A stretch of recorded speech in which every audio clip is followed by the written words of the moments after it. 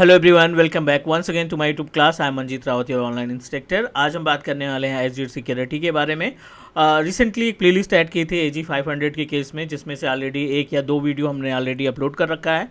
और अभी हम बात करते हैं अगले टॉपिक पे। लास्ट सेशन में हमने आपको गाइड किया था Azure active directory versus active directory domain services, means on premises पे जो AD है और जो एजूर पोर्टल के ऊपर एजूर एक्टिव डायरेक्टरी सर्विसेज है, इनको कंपेयर करके देखा था एज पर द कंटेंट, क्योंकि कंटेंट के अकॉर्डिंग हमारा यही टॉपिक था, compare AD versus active directory domain services.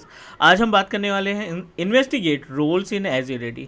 तो ये हमारी रिस्पॉन्सिबिलिटी बनती है कि we should know about the usage of roles. इस रोल की वैल्यू क्या होती है, किस तरीके से ये हमारी हेल्प करता है इन रियल इन्वायरमेंट। तो अभी हम बात करने वाले हैं about the active directory roles.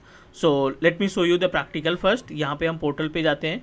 Portal पे जाने के बाद जब आप एक्टिव डायरेक्टरी सर्विसेज ओपन करते हैं, जब भी कोई यूज़र क्रिएट करते हैं, राइट, सो रोल्स को कई तरीके से इस्तेमाल किया जा सकता है। Roles is applicable for system, assigned for system, assigned for the user. दोनों तरीके से रोल को हम मैनेज कर सकते हैं। थोड़ा सा आपको गाइड कर देता हूँ कि रोल्स को रियल इन्वायरमेंट में कैसे इस्तेमाल करेंगे। एजेंडा अपने पास क्लियर है, Azure AD roles, investigation of our Active Directory roles. So basically we are able to use this particular role, we are able to use our Azure Active Directory role in two different way. एक तो ये कि आप अपने roles को, ठीक है, identity के लिए इस्तेमाल कर सकते हैं। दूसरा, आप अपने रोल्स का इस्तेमाल you can use for the delegation services. एक छोटा सा एग्जांपल देखें, which is applicable for the system.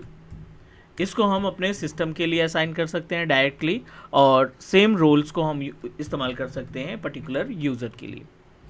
The gap between system and user, system और यूज़र के बीच में क्या होता है कि मीन्स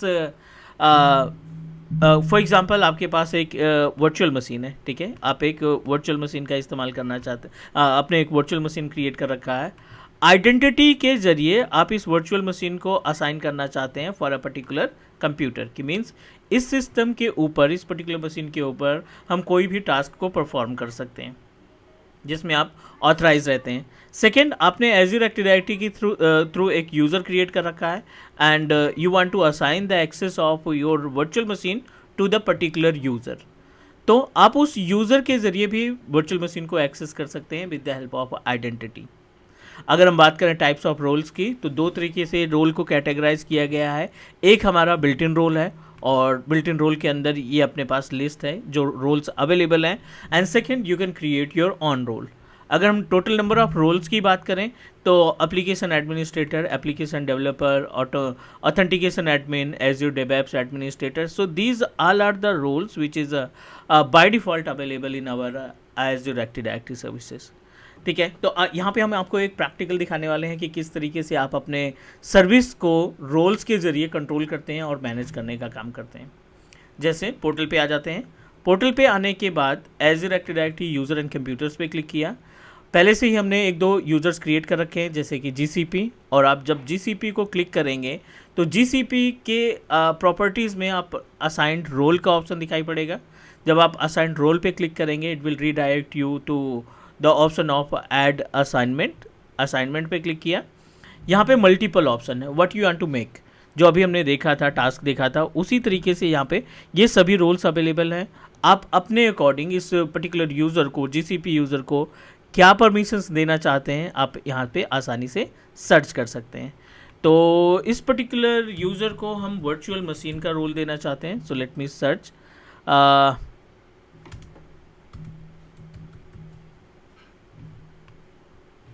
या I want to make it contributor. इसको हम बनाना चाहते हैं कंट्रीब्यूटर का मेंबर, या फिर administrator account. I want to create it admin account. Application administrator, authentication policy, Azure AD के, billing administrator no, global administrator, group administrator, Intune administrator, multiple options are available.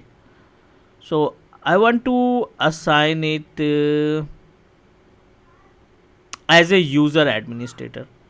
The meaning of user administrator can manage all aspects of user and group, including resetting the password for limited admins. Got it what I am saying. अब आप इस particular user के ऊपर, GCP user के ऊपर क्या roles assign करना चाहते हैं? User administrator. मीन्स अब आप जब इस पर्टिकुलर जीसीपी यूज़र से कोई दूसरा पोर्टल लॉगिन करेंगे, आप इस यूज़र को एडमिनिस्ट्रेटर के सारे राइट्स रहेंगे। मीन्स यूज़र क्रिएट करना, यूज़र को रीसेट पासवर्ड करना, ग्रुप क्रिएट करना, ये सारी चीज़ें ये मैनेज कर सकता है। तो I am going to show you. यहाँ पे यूज़र एडमिनिस्ट्रेटर का रोल असाइन किया, ऐड पे क्लिक कर दिया। अब इस जीसीपी यूज़र की जो वैल्यू है वो थोड़ा सा इंक्रीज हो चुकी है। I am going to open incognito wizard, और इस इनकॉग्निटो विज़ार्ड में portal.azure.com, और हम अपने इस portal.azure.com पे किससे लॉगिन करेंगे? We will login through the GCP user. तो फटाफट जीसीपी यूज़र को, GCP is associated with on microsoft.com, copy the user name और यहाँ पे हम पेस्ट कर देते हैं and try to log in.